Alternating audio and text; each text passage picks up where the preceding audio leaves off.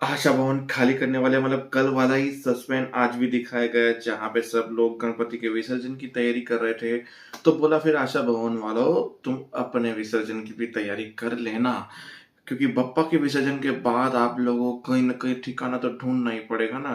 तो आधे बोलते हैं, "हम आशा भवन क्यों छोड़ेंगे?" बोलो, आशा भवन रहेगा तब आप रहोगे ना आशा भवन में। मतलब आशा भवन के ऊपर बुलडोजर चलने वाला। एक ये लड़ाई लड़नी है, दूसरी लड़ाई लड़नी है अंकुश और हमारी बरखा के साथ। पर भाई साहब, आज अगर अनुज की बात अंकुश मान लेता तो शायद वो उसे घर में रहने मिलता और भविष्य में उसे माफी कर देता वो। पर अंकुश ने आज दिखाई अपनी औकात। चलो बात करते हैं, जहां अंकुश और उसकी बात हो रही थी अनुज की। तो तुम बोला भाई ठीक है, ये हमने कहा तुम्हें ढूंढा वगैरह वगैरह सब चीजें बोली उसने।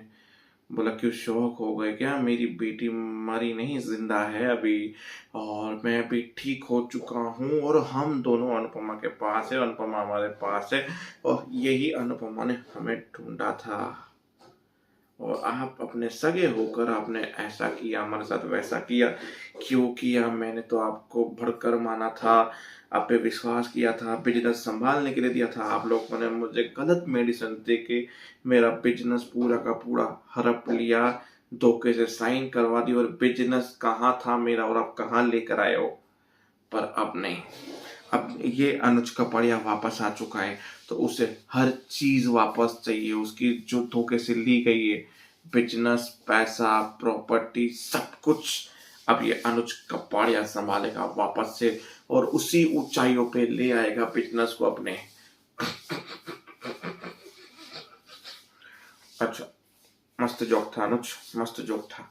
पर तुम्हें ये तो पता होगा ना कि ये पूरी सब कुछ कपड़िया अंपायर मेरे और बरखा के नाम पे है, और हमारे ऐसे कोई इरादे नहीं कि हम तुम्हें वापस भी दे दें। चल निकल यहाँ से, निकल यहाँ से मेरे घर से। आपका घर? बोला हाँ मेरा घर। निकल यहाँ से, सिक्योरिटी निकालो उसको धक्के मार के घर से बाहर।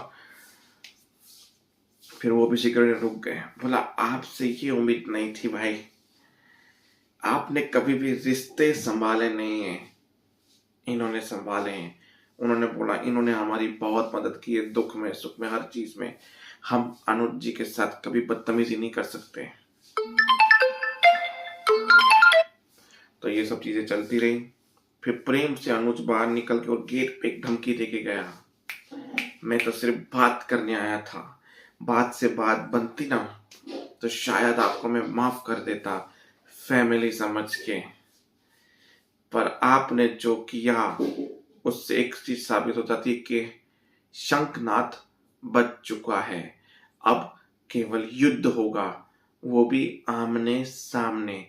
तो जितने भी आपके अंदर भयानक रूप होना निकाल देना बाहर, क्योंकि अब सारे भयानक रूप की जरूरत पड़ेगी इस अनुज कपड़िया से लड़ने के लिए। आपको आपको और बरखा भाभी को मैंने ईट से ईट ना बजाती तो मेरा नाम अनुज कपड़िया नहीं है।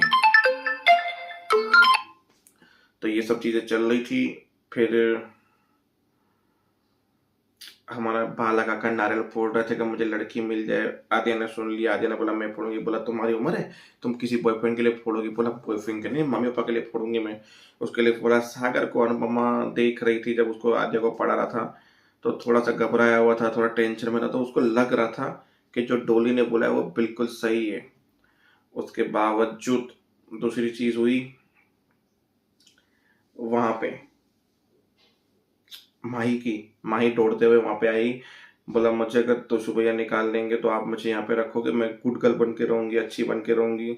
वो एक माही का और अनुपमा का एक इमोशनल सीन था एपिसोड में। बाकी शाह उसमें बा ने केजीएफ का रूप ले लिया, रॉकी का। वहां पे बा को जब लिस्ट बना रही थी सब्जियों की, फ्रूट की, तो बोला कोई नहीं आएगा मेरी इजाजत के बिना इस घर में सब कुछ, जिसको भी मंगवाना हो पहले कंट्रीब्यूशन दे। वो रहा कंट्रीब्यूशन बॉक्स। बा ने हथौड़ा लिया और उस कंट्रीब्यूशन बॉक्स को फोड़ दिया। फिर यूं रोकी की तरह धर धर धर धीरा भा ने क्या रूप दिखा के एंट्री मारी है। मतलब भाई को मजा आ गई देखकर। तो उसे भी हिल गया। कोई बात नहीं, सबकी अकल में ठिकाने लेकर आऊंगा। Wait and watch. तो देखते हैं आगे क्या होता है। बस आज के एपिसोड में कुछ खास था नहीं, यही था जो भी था। बाकी देखेंगे कल क्या होता है। जय हिंद।